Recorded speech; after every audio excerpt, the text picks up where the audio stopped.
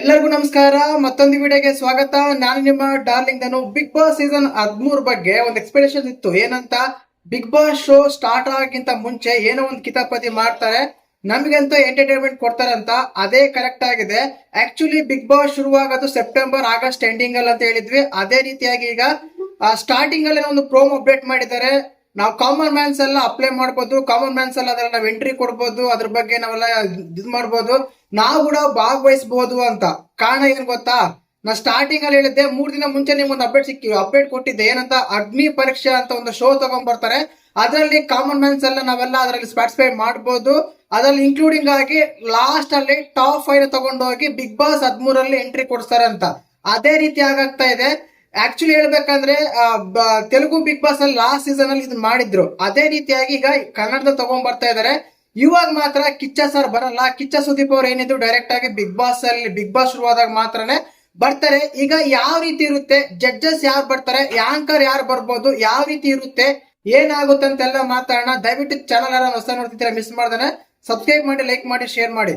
ಮುಖ್ಯವಾಗಿ ಅಗ್ನಿ ಪರೀಕ್ಷೆ ಅಂದ್ರೆ ಏನಂದ್ರೆ, ಈಗ ನೀವು ನೋಡಿರ್ತೀರ ಫೇಸ್ಬುಕ್, ಇನ್ಸ್ಟಾಗ್ರಾಮ್, ಯೂಟ್ಯೂಬ್ ಅಂತ ಸೋಷಿಯಲ್ ಮೀಡಿಯಾದಲ್ಲಿ ತುಂಬಾ ಜನ ವೈರಲ್ ಆಗಿರ್ತಾರೆ. ಕೆಲವು ಸಣ್ಣ ಸೆಲೆಬ್ರಿಟಿಗಳಾಗಿರ್ತಾರೆ. ಆಮೇಲೆ ಏನೋ ಟ್ಯಾಲೆಂಟ್ ಇರುತ್ತೆ, ಸಣ್ಣದ ಏನೋ ಒಂದು ಸಾಧನೆ ಮಾಡಿರ್ತಾರೆ. ಅಂತನ್ನೆಲ್ಲ ಕರ್ಕೊಂಡ್ಬಂದು ಆ ವೇದಿಕೆ ಮೇಲೆ ಅವ್ರಿಗೆ ಸುಮ್ಮನೆ ಬಿಗ್ ಬಾಸ್ಗೆ ಎಂಟ್ರಿ ಕೊಡ್ಸಲ್ಲ.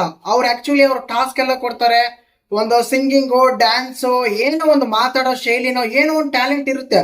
ಆ ಟ್ಯಾಲೆಂಟ್ ನ ಅವರಲ್ಲಿ ಪ್ರೂವ್ ಮಾಡ್ಕೋಬೇಕು. ಅವರು ನೋಡೋ ವೀಕ್ಷಕರಿಗೆ ಇಷ್ಟ ಆಗ್ಬೇಕು. ಆ ಇಷ್ಟ ಆದಾಗ ಮಾತ್ರ ಅವ್ರಿಗೆ ಅಲ್ಲಿ ಆಗೋ ಚಾನ್ಸಸ್ ಇರುತ್ತೆ. ಈಗ ಮಿನಿಮಮ್ ಏನಿಲ್ಲ ಅಂದ್ರೆ ಒಂದು 100 ಮೆಂಬರ್ಸ್ 100 ಜನ ಸೆಲೆಕ್ಟ್ ಮಾಡ್ತಾರೆ.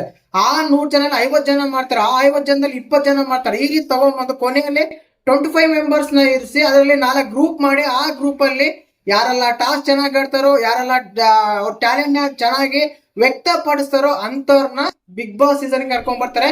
ಮೇನ್ ಆಗಿ ಈಗ ಆಲ್ರೆಡಿ 12 ಸೀಸನ್ ಆಗಿದೆ. ಈ 12 ಸೀಸನ್ ಅಲ್ಲಿ ಅಂದ್ರೆ ಒಬ್ಬೊಬ್ರು ಒಂಥರ ಮೆಂಟಲ್ ಇರೋ ತರ, ಒಬ್ರು ಸಾಫ್ಟ್ ಇರೋ ತರ, ಇನ್ನೊಬ್ರು ಫೇರ್ ಆಗಿ ಮಾತಾಡೋ ತರ, ಅಂದ್ರೆ ಒಂದೊಂದು ಕ್ಯಾಟಗಿರಿಲಿ ಒಬ್ಬನ್ ಕರ್ಕೊಂಡ್ ಬಂದು 3 ಜಡ್ಜಸ್ ಮಾಡ್ತಾರೆ. ನನ್ಗನ್ಸುತ್ತೆ ಲಾರ್ಡ್ ಪ್ರಥಮ್ ಅವ್ರನ್ನ ಏನಾದ್ರು ಜಡ್ಜ್ ಮಾಡ್ಬೋದಾ ಅಂತ, ಅಂದ್ರೆ ಅವ್ನ್ ಕರ್ಕೊಂಡ್ ಬರ್ಬೋದಂತ. ಇನ್ನ ಯಾಂಕರ್ ಯಾರಪ್ಪ ಬರ್ತಾರೆ ಅಂತ ಹೇಳೋದಾದ್ರೆ, ಖಂಡಿತವಾಗ್ಲು ಆಂಕರ್ ಅಲ್ಲಿ ಸುಷ್ಮಾ ರಾವ್ ಇರ್ತಾರೆ. ಭಾಗ್ಯಲಕ್ಷ್ಮಿ ಸೀರಿಯಲ್ ನೋಡ್ತಿರಲ್ಲ, ಅವ್ರಾದ್ರೂ ಇರ್ತಾರೆ, ಇಲ್ಲಾಂದ್ರೆ ಅನುಪಮ ಆದ್ರೂ ಇರ್ತಾರೆ. ಇವ್ರಿಬ್ರಲ್ಲಿ ಯಾರಾದ್ರೂ ಒಬ್ರು ಆಂಕರ್ ಆಗಿ ವರ್ಕ್ ಮಾಡ್ಬೋದು. ಜಡ್ಜಸ್ ಅಂತ ತಗೊಂಡಾಗ, ರೀಸೆಂಟ್ ಆಗಿ ತಗೊಂಡಾಗ ಕಾವ್ಯ ಗಿಲ್ಲಿ ತುಂಬಾ ಫೇಮಸ್ ಆಗಿದ್ದಾರೆ. ಅವ್ರಿಬ್ರಲ್ಲಿ ಯಾರಾದ್ರೂ ಒಬ್ರು ಬಂದ್ರು ಬರ್ಬೋದು, ಪ್ರಾಜೆಕ್ಟ್ ಗಳು ಏನಾದ್ರು ಇಲ್ಲ ಅಂದ್ರೆ, ಸರಿನಾ? ಅದೇ ರೀತಿಯಾಗಿ ನಾನು ಹೇಳ್ದಲ್ಲ, ಲಾರ್ಡ್ ಪ್ರಥಮ್ ಅಂತಿಲ್ಲ, ಪ್ರಥಮ್ ಅವ್ರು ಒಳ್ಳೆ ಹುಡುಗ ಪ್ರಥಮ್ ಅಂತ ಕರಿತೀವಿ, ಅವ್ರೇನಾದ್ರು ಬರ್ಬೋದು. ಅದಾದ್ಮೇಲೆ ಆಂಕರ್ ಆಗಿ ಅನುಪಮ ಇಲ್ಲ ಸುಷ್ಮಾ ರಾವ್ ಬರ್ಬೋದು. ಇನ್ನ ಇಬ್ರು ಜಡ್ಜಸ್ ಅಲ್ಲಿ ಒಬ್ರು ಗಿಲ್ಲಿ, ಒಬ್ರು ಕಾವ್ಯ, ಇಬ್ರು ಯಾರೊಬ್ರು ಬರ್ಬೋದು ಅಂತ ಅನಿಸ್ತಾ ಇದೆ. ನೋಡೋಣ. ಇನ್ನ ಬೇಗ ಅಪ್ಡೇಟ್ ಏನಾದ್ರು ಸಿಕ್ಕಿದ್ರೆ ದಯವಿಟ್ಟು ಅಪ್ಡೇಟ್ ಮಾಡ್ತೀನಿ. ದಯವಿಟ್ಟು ಚಾನಲ್ ಯಾರನ್ನು ಹೊಸ ನೋಡ್ತಿದ್ರೆ ಮಿಸ್ ಮಾಡಿದ್ರೆ ಸಬ್ಸ್ಕ್ರೈಬ್ ಮಾಡಿ, ಲೈಕ್ ಮಾಡಿ, ಶೇರ್ ಮಾಡಿ.